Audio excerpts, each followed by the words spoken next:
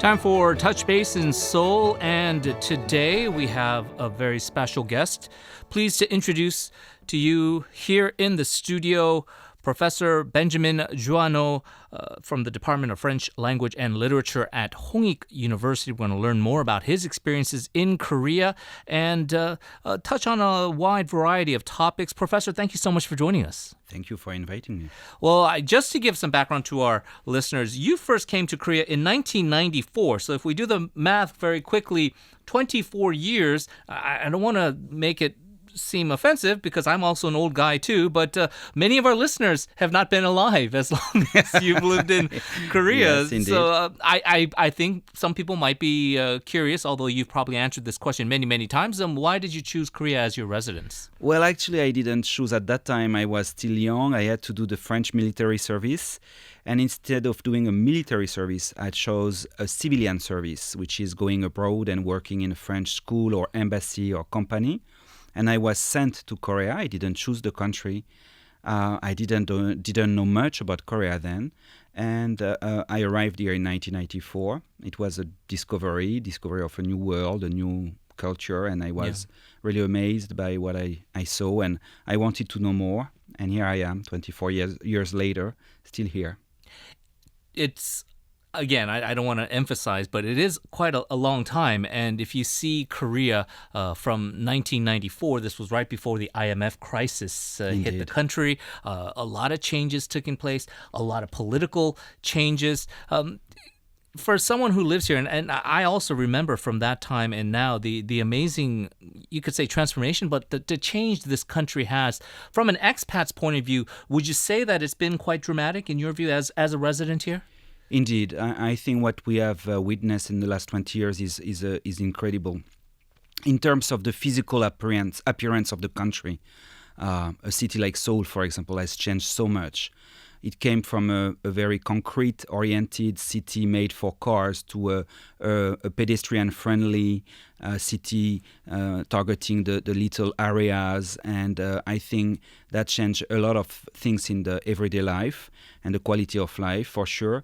And at the same time, as you know, we have also a very strong conservative force in Korea, which makes these changes kind of balanced by other elements of the society or other segments of the society which don't really change. You know, I'm a professor in a university, and I can tell you that there are a lot of things changing, the students, and a lot of things which don't change, like the structure, the professors, the administration. Yeah, we could get into that, and we know that there's a lot of politics involved, a lot of, as you say, traditions involved, yes. And it can be a very difficult environment for a scholar. You just think, oh, I just show up and do some research or teach a class, but you really have to think about 100 different things as far as being a professor at a university, especially here in Korea. Indeed, I think that what could be a common element of all the different experiences we have in a country like Korea, especially modern Korea, is the contradictions. We are in contradictions, and as a foreigner living in Korea as well, I think I am in between these contradictions between changes and also things that we cannot change, right. And that's something that as a scholar I also experience. And I think that's why Korea changes, but also keeps its soul. So it's also positive in a way. It makes, the country more stable than other places which have just changed. That's it. And that's why it is interesting. But that makes also a lot of frictions, a lot of trouble, and as for individuals and for groups as well.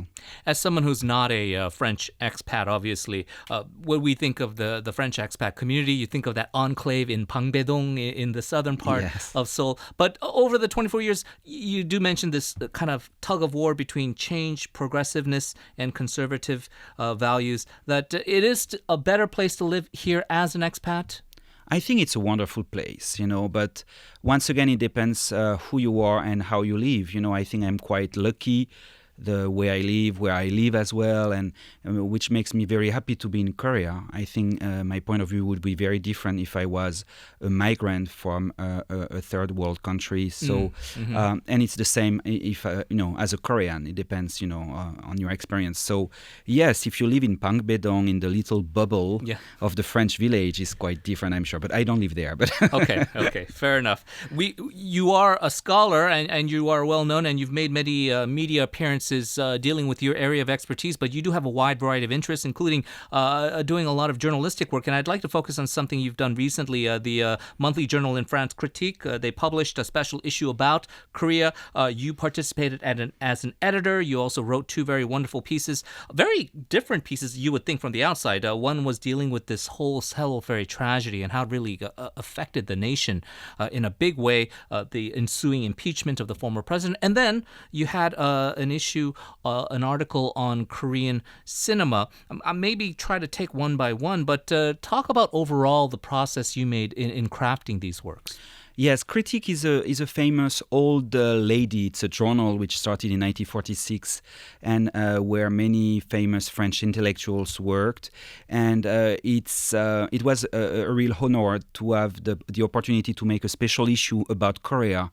2 years ago, I proposed them to make this special issue because we were celebrating the 130th anniversary of the French and Korean relationship. And they accepted to do this issue, including 15 different articles from Korean scholars and French scholars.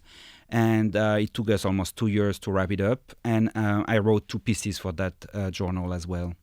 When we talk about the article you wrote in regards to the Sewol Ferry and how it sort of, if you follow U.S. history, it's sort of like the Katrina hurricane disaster and how that kind of switched the entire nation's view of that president, George W. Bush, at the time. It seemed like the similar thing happened in Korea as well. We know that later on a lot of scandals and all of that occurred. And that history is still being written now because we've seen the prosecutor come out with more revelations about what happened during the missing 7 hours and what have you.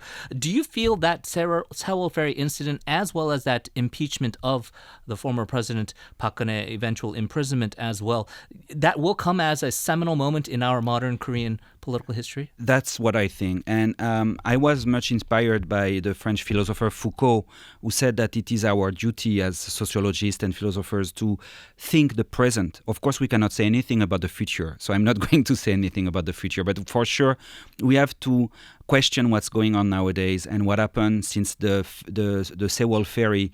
As you say, it may be seen as something very seminal. It could be seen as a shifter, something which catalyzed all this energy, which was already there since I think maybe the end of the 1990s and the Sunshine Policy era.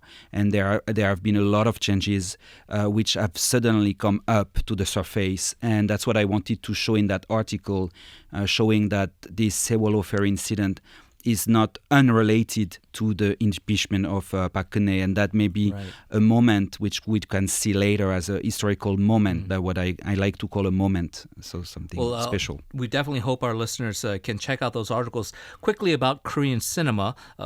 Again, this is a stereotype, but when you think of a person who's from France, you think of very artistic French movies, black and white, with guys in berets and smoking cigarettes.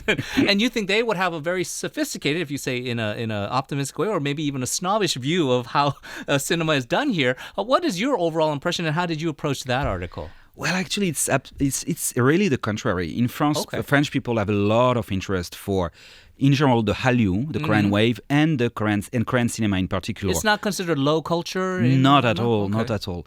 But what is interesting to see is that what French people usually appreciate is, the big names, like Hong Sang-soo, Bong Joon-ho, and the famous artistic kind of directors' movies.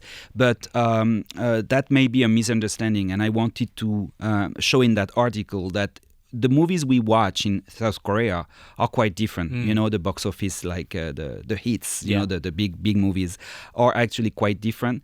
And I wanted to see through these movies how the others, otherness is portrayed from the 1990s and Shwiri, a movie called Shwiri, which opened actually the Hallyu, and to recent movies like A Taxi Driver last year, and I wanted to see how these movies can reflect on our explore modernity, Korean modernity, and the relationship towards the world in general, otherness and the world. So. Right. And it's that continuous sort of prolific writing that you do in regards to your time here in Korea. You've published various books as well, including Sketches of Korea in 2015, an illustrated guide to Korean culture. And I guess we're wondering, as someone who is ostensibly a French literature scholar, what drives you to be more creative and branch into these various other fields and express your ways, especially to an audience who may not know Korea that well?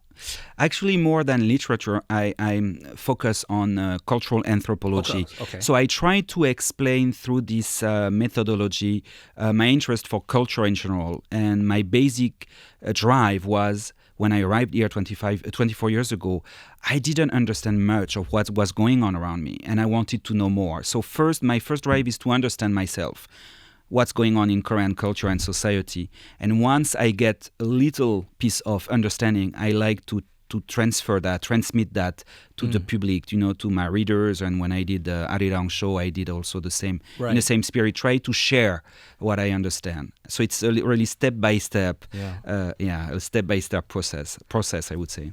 Well, we, of course, have appreciated you spending the time with us, kind of describing your experience, 24 years living here in Korea. I don't know how long I'll be around, but if we somehow can get you back in another 24 years later and talk about your 48 years in Korea, if that time did occur, what do you foresee as far as your future, I assume, continuing to reside here in Korea, and what you hope to do? I hope to go on working as I do, and it's not always easy. You need a lot of resilience towards, against these conservative forces I was mentioning. But I would be very happy to go on doing just humbly what I'm doing nowadays, writing, reading, researching, and publishing. As everyone knows, everything is on social media now. Is there a way our listeners can get in contact with you, either through a blog or a Facebook or what have you? Of course, I have a website under my name where I post all my articles and books and news, and also a Facebook page, and my little French publishing company specialized about Korea called Atelier des Cahiers has also a Facebook page and a website. So for French reading people, because the books are only in French, we can have more information on these sites. Well, if you're fluent in French and you know how to use Google, definitely just search for our special guest, Professor Benjamin Joinau. Thank you so much for joining us. Appreciate your time, and best of luck to you, sir. Thank you very much.